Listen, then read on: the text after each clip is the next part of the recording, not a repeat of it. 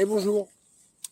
Donc je fais cette vidéo parce que pour moi il est important d'expliquer un peu plus que sur des photos et un texte de ce qu'est vraiment la Super Sport version S. Donc déjà ce qu'il faut savoir de la version S par rapport à la version standard, c'est qu'il y a les suspensions Öhlins, donc à l'avant et à l'arrière, en réglable, et aussi la centrale inertielle de cette moto. Donc elle est en A2. J'ai terminé mon A2, donc j'ai passé la passerelle. Là, je suis en attente d'avoir mon permis pour passer à autre chose. Après, ce qu'il faut savoir sur cette moto, c'est que c'est une moto qui fait plus de 200 kg. Donc, pour certains, ça va faire beaucoup, mais pour quelqu'un qui a d'embonpoint, comme moi, c'est quand même important parce que, du coup, quand il y a énormément de vent, parce que chez nous, on est dans le sud de la France, il y a beaucoup de vent. Et ici, quand il y a beaucoup de vent, c'est 70-80 km/h. Et ben là, avec un bébé comme ça qui fait plus de 200 kg, ça ne bouge pas. Auparavant, j'ai eu une Tuno. Une Tuno, ça fait 170 kg, avec 180 avec le tout plein fait. Je me suis vu rentrer une fois de Perpignan avec. J'étais comme ça pour pouvoir rouler droit. J'ai eu vraiment une certaine appréhension pour rentrer, tandis que là, celle-ci aussi vient de Perpignan. Et donc du coup, c'est vrai que quand je suis rentré, et j'ai eu aucun problème, et pourtant ce jour-là, il y avait un vent de fou. Mais voilà, 200 kg, ça ne bouge pas. Alors les améliorations que j'ai fait sur la moto, et les changements, la première amélioration que j'ai voulu faire, c'est au niveau du pignon moteur. Parce que par rapport à l'Aprilia, le couple était disponible, mais était disponible assez loin. Donc quand on en a deux, ce que nous on veut, c'est de la reprise. Après, la puissance, quand on dépasse les 170-180 km/h, on s'en fout parce que de toute façon, déjà d'une, on n'a pas le droit de rouler cette vitesse-là, et de deux, c'est pas intéressant. C'est pas intéressant.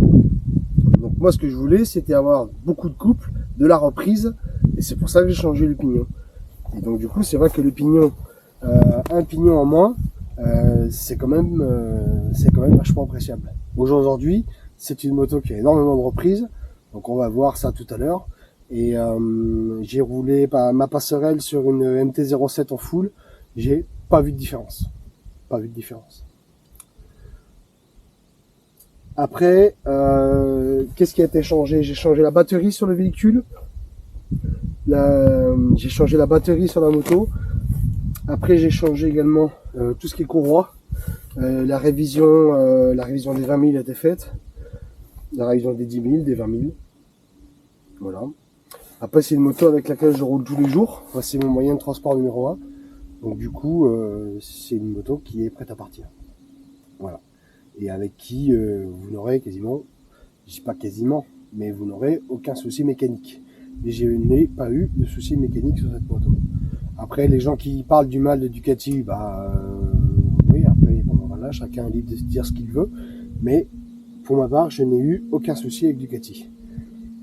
Il est possible même que la prochaine moto soit une Ducati. Après, on verra.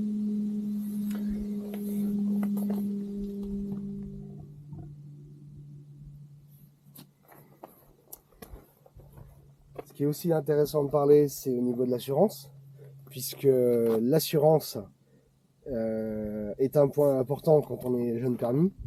Ce qu'il faut savoir, c'est que moi, je peux comparer par rapport à la Tuno 660, mais également à la RS 660, parce que c'est vrai que cette moto-là, c'est la concurrente directe de la RS 660, puisque c'est à peu près la même typologie de moto, un peu sportive. La RS 660, vous avez une position du tête de fourche qui est un poil plus bas, donc vous allez être un poil plus recourbé et un poil plus appuyé sur les poignets. Moi personnellement, la RS 660, je l'ai gardée 1 mois et demi. C'est pas beaucoup. Je l'ai acheté neuve. J'étais un peu dégoûté, mais voilà. Donc aller faire une balade avec des copains, monter d'école et tout ça, ça va.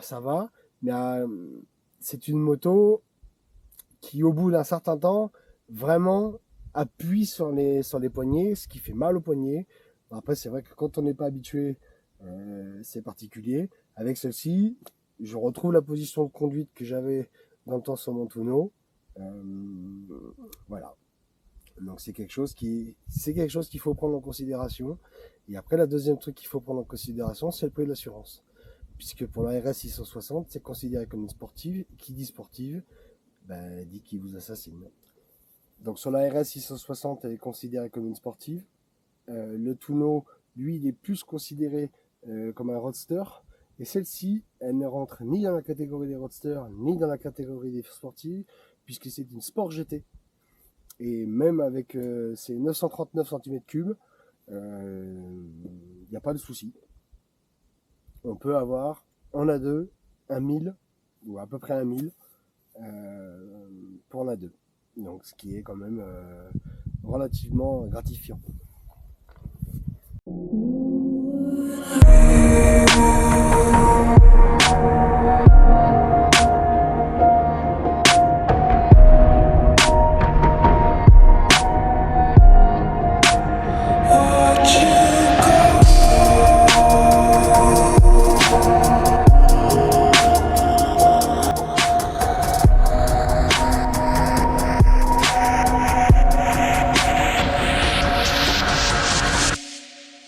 I tried so hard and got so